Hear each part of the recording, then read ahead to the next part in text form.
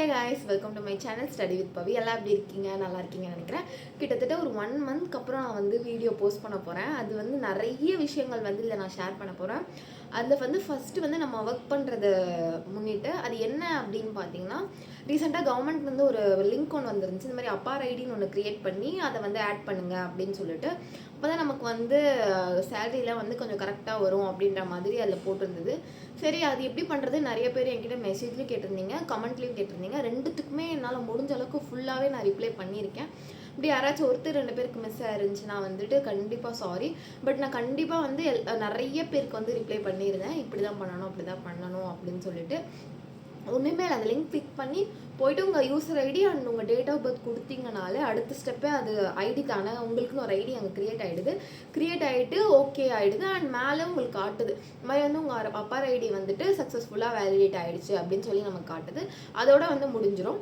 And then வந்து நிறைய பேருக்கு வந்து February 23rd ஜாயின் பண்ணவங்களுக்கு ரீசெண்டாக சேலரி வந்தது. அதுலேயும் நிறைய பேருக்கு நிறைய டவுட்ஸ் இருந்தது. அது எது ரிலேட்டடாக அப்படின்னு பார்த்தீங்கன்னா, ஃபஸ்ட்டு அவங்க அந்த February 23லேருந்து 28 அந்த 1 வீக்குக்கான சேலரி வந்து கென்ட்ராலேருந்து போட்டிருக்காங்கன்னு நினைக்கிறேன். 2250 நினைக்கிறேன் அமௌண்ட்டை. அண்ட் வந்துட்டு கவர்மெண்ட் சைட்லேருந்து எவ்வளோ ஒரு 1000 சம்திங் அது வந்து இன்னும் வரலை. அது ஞாபகம் வச்சுக்கோங்க. அண்ட் வந்துட்டு மார்ச் மந்தோட கெனரா ஷேர் வந்தாச்சு. இப்போ இந்த 2 தான் உங்களுக்கு வந்திருக்கு. இன்னும் கவர்மெண்ட்டோட February ஷேர் அண்ட் மார்ச்சோட கவர்மெண்ட் ஷேர், இந்த 2 ஷேருமே உங்களுக்கு இன்னும் வரலை.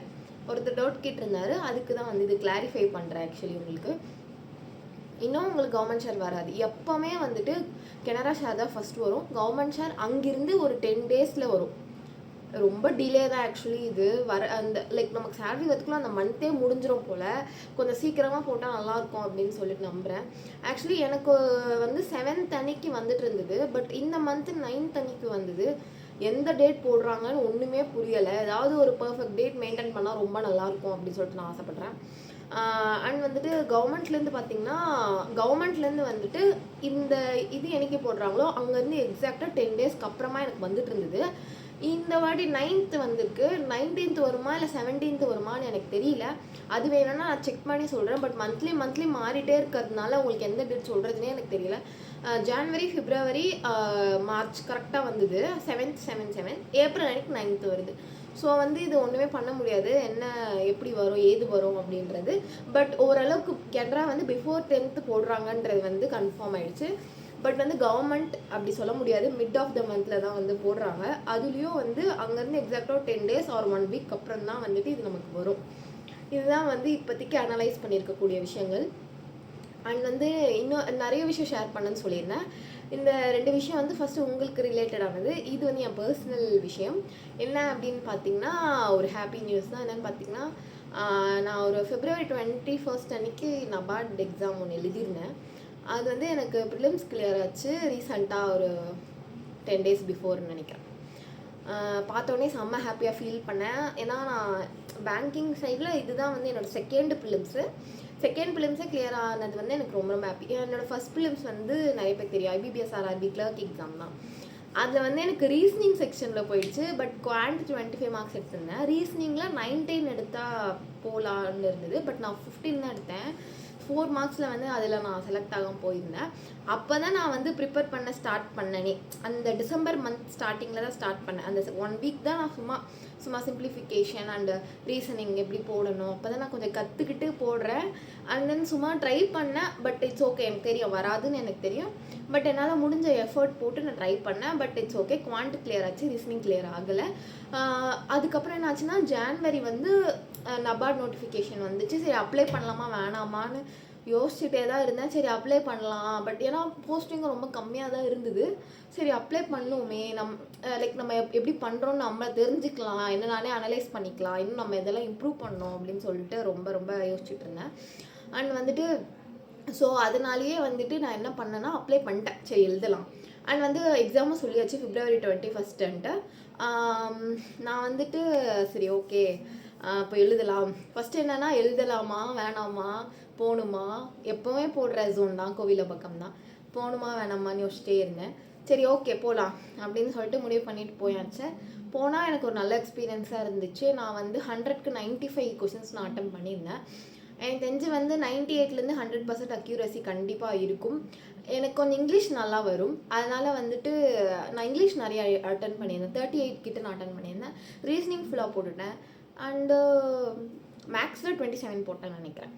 ஸோ வந்து இந்தளவுக்கு போட்டுட்டு நான் வந்துட்டேன். பட் எனக்கு அப்பயுமே நம்பிக்கைலாம் கிடையாது, கண்டிப்பாக கிளியர் ஆகும் அப்படின்னு சொல்லிட்டு. ஏன்னா பேப்பர் ஈஸியாக தான் இருந்த மாதிரி இருந்துச்சு. அதனால் வந்துட்டு ஓகே லைக் 95 கிளியர் ஆகுமான்னு தெரியல, மேபி 98 99 எடுக்கிறவங்களும் இருப்பாங்க, அவங்களுக்கு கிளியர் ஆகலாம் அப்படின்னு நினச்சிருந்தேன். பட்டு ஒரு சைடு ஹோப் இருந்தது, மேபி கிளியர் ஆகலாம் அப்படின்ட்டு. பட் நான் நபார்ட் மெயின்ஸ்க்கு ப்ரிப்பேர் பண்ணவே இல்லை. அண்ட் வந்துட்டு நான் அதுக்குள்ளே எனக்கு வந்து மார்ச் 17 ரயில்வேஸ் எக்ஸாம் வந்துடுச்சு. இந்த எக்ஸாம் நான் முடிச்சுட்டு வந்து ஒரு 1 வீக் கூட ஆகலை, அதுக்குள்ளே எனக்கு ரயில்வேஸ் நோட்டிஃபிகேஷன் வந்து கால் லெட்டர் வந்துடுச்சு. நான் உடனே அந்த சைடு வந்து ஸ்கிப் ஆகிட்டேன். சயின்ஸ் படிக்கிறது அது இதுன்னு அந்த பக்கம் கொஞ்சம் போயாச்சு. அந்த எக்ஸாமும் நான் எழுதினேன். அந்த எக்ஸாம் எழுதினதும் வந்து எனக்கு கொஞ்சம் நான் வந்து என்ன தப்பு பண்ணுறேன்னா, குவான்ட் ஒழுங்காக ப்ராக்டிஸ் பண்ண மாட்டேன். அந்த தப்பை நான் ஃபஸ்ட்டு சரி கட்டணும். மற்ற எல்லாமே ஓகே தான், எல்லா செக்ஷன்ஸுமே ஓகே. பட் குவான்ட்டை வந்து நான் வந்து இன்னும் பயங்கரமாக ப்ரிப்பேர் பண்ணணும்னு நினைக்கிறேன். பட் ரீசனிங்லாம் வந்து மெயின்ஸ் லெவலில் ஓகே தான். பட் குவான்ட் தான் கொஞ்சம் பிரச்சனையாக இருக்குது. அதை மட்டும் நம்ம பார்த்துக்கலாம், சரி பண்ணிடலாம் இந்த இயரில். அதுக்கப்புறமா நம்ம முடிச்சாச்சு. சரி ஓகே, ரிசல்ட் வந்து பார்த்திங்கன்னா போன மண்டே தான் வந்துச்சு. பார்த்துட்டு வந்து என்னாலே நம்பவே முடியல. நான் வந்து ஜூம் பண்ணி பார்க்குறேன், நம்ம நம்பர் தானா அப்படின்னு சொல்லிட்டு. லைக் காப்பி பண்ணி பேஸ்ட் பண்ணுறேன் என்னோட ரோல் நம்பரை. திரும்ப இருக்குது, ஓகே நம்ம தான்ட்டு கன்ஃபார்ம் ஆகுது. அண்ட் மெயிலும் வருது, அப்போ தான் வந்து கன்ஃபார்ம் பண்ணுறேன், ஓகே வந்திருக்கு அப்படின்னு சொல்லிட்டு. அதுக்கப்புறம் என்னாச்சு அப்படின்னா, ஒரு 3 days நான் லீவை போட்டுட்டேன். பரவாயில்ல அப்படின்னு சொல்லிட்டு லீவ் எடுத்தாச்சு. லீவ் எடுத்துகிட்டு ஓகே நம்மளால் முடிஞ்ச அளவுக்கு என்னெல்லாம் பார்க்க முடியுமோ எல்லாத்தையுமே பார்த்து தள்ளிடுவோம் அப்படின்னு சொல்லிட்டு வந்துட்டு எல்லாமே என் கண்ணில் என்னெல்லாம் படுதோ, கம்ப்யூட்டர் அவேர்னஸாக இருக்கட்டும், ஜென்ரல் நாலேஜாக இருக்கட்டும். இதில் வந்து முக்கியமான விஷயம் என்னென்னா, இங்கிலீஷ் வந்து டிஸ்கிரிப்டிவ், அதாவது நம்ம டைப் பண்ணணும், எஸ்ஏ ப்ரிசி அண்டு ரிப்போர்ட். இது வந்து எனக்கு இந்த 1 week பிஃபோர் தான் தெரியும். அது வரைக்கும் நான் என்ன நினச்சேன்னா, நமக்கு பேப்பர் கொடுப்பாங்க, நம்ம அசால்ட்டாக எழுதிடலாம் அப்படின்னு நினச்சிருந்தேன். அப்படி எழுதுறதுனா அந்த எல்லாருமே எழுதிடுவாங்கல்ல, டைப்பிங் தான் அங்கே நிறைய பேருக்கு ப்ராப்ளமாக இருக்கும். ஸோ அதுதான் வந்துட்டு இப்போது விஷயமே. எனக்கு போன வீக் தான் தெரியும், ஓகே நம்ம வந்து டிஸ்கிரிப்டிவ்னால் நம்ம டைப் பண்ணணும். அங்கேயே நான் வந்து செம்மையாக பயந்துட்டேன். ஐயோ இந்த விஷயமே நமக்கு தெரியலையே அப்படின்னு சொல்லிட்டு உடனே வந்து லேப்டாப்பை வாங்கி எப்படியெல்லாம் கற்றுக்க முடியுமோ ஸ்பீடை வச்சு டெக்ஸ்ட் புக்கில் தானே ஆக்சுவலி டெஸ்ட் போட்டேன், டிஸ்கிரிப்டிவ் ஃபுல்லாகவே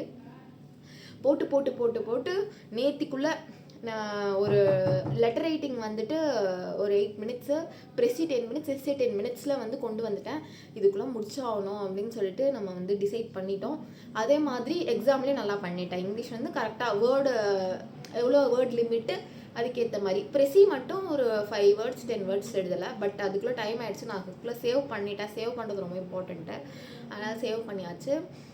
ஸோ டிஸ்கிரிப்டிவும் நல்லா பண்ணேன், ரீசனிங்கும் நல்லா பண்ணியிருந்தேன். ரீசனிங்கில் ஒரு பேசிக் சம்னா அந்த சம்மை எனக்கு என்ன ஆச்சுன்னு தெரியல, சடனாக வந்து ஸ்ட்ரக் ஆகிட்டேன் நான். அந்த 4 கொஷினுக்கு என்னால் ஆன்சரே பண்ண முடியல. அந்த கொஷின்லாம் அட்டன் பண்ணக்கூடிய ஒரு கொஷின். ஸோ அதெல்லாம் மிஸ் பண்ணிட்டேன், ரொம்ப ஃபீல் பண்ணேன். குவான்ட் நான் தான் சொல்கிறேனே, குவான்ட் நான் இன்னும் ஒழுங்காக ப்ராக்டிஸ் பண்ணணும்னு நினைக்கிறேன். குவான்ட் என்னால் முடிஞ்ச அளவுக்கு பண்ணியிருக்கேன், பட் பார்ப்போம், அதுதான்.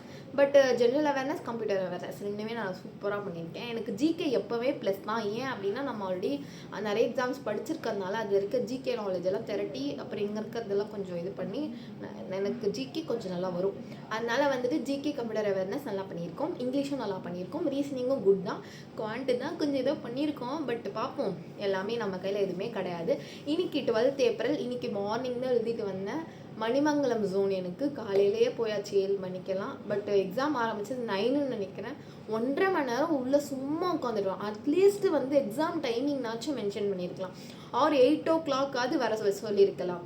7 o'clock வந்து எதுக்கு உட்காந்துருக்கோம், ஏன் உட்காந்துருக்கோன்னே தெரியாமல் ரொம்ப டயர்டாக ஃபீல் பண்ண வைக்கிறாங்க நம்மளை. ஸோ அந்த எக்ஸாம் டைம் மென்ஷன் பண்ணியிருக்கலாம். எனக்கு தெரிஞ்சு 9:15 தான் எக்ஸாம் ஸ்டார்ட் ஆச்சுன்னு நினைக்கிறேன். 9:15 11:30 ஆயிடுச்சு. நான் வெளியே வரும்போது 11:30 டைம். ஸோ அப்போ 9:15 தான் ஸ்டார்ட் ஆகிருக்கு. ஸோ கிட்டத்தட்ட நான் 6:45 போயிட்டேன், ஏன்னா 7 o'clock வரணும் அப்படின்னு சொல்லியிருந்ததுனால. ஸோ இதெல்லாம் வந்துட்டு ரொம்ப நியூவாக இருந்தது. ஓகே, இப்போ வந்துட்டு ஆனால் நம்பவும் முடியாது, மேபி சடனாக 8 o'clock ஸ்டார்ட் ஆகலாம். ஸோ இதுதான் இன்னைக்கான என்னோடய எக்ஸ்பீரியன்ஸு நபார்ட் டிஏ எக்ஸாமோடது. அண்ட் வந்து இன்னும் நிறைய எக்ஸாம் வந்து நம்ம எழுத தான் போகிறோம். என் கூட சேர்ந்து நீங்களும் எழுதுங்க, நல்லா படிங்க. அண்ட் வந்துட்டு நான் வந்து என்னோடய சோர்ஸஸ்லாம் சொல்கிறேன், ஜிகே சோர்ஸஸ், கம்ப்யூட்டர் சோர்ஸஸை. உங்களுக்கு வேணும்னா கண்டிப்பாக வந்து கமெண்ட் பண்ணுங்கள். அண்ட் வந்து முக்கியமாக வந்து நம்ம சேனலை வந்து ஃபாலோ பண்ணிக்கோங்க. நிறைய இன்ஃபர்மேஷன் வந்து நம்ம வச்சுருக்கோம். ஸோ வந்து சப்ஸ்கிரைப் பண்ணிவிட்டு உங்கள் ஃப்ரெண்ட்ஸ்க்கெல்லாம் ஷேர் பண்ணுங்கள். தேங்க்யூ.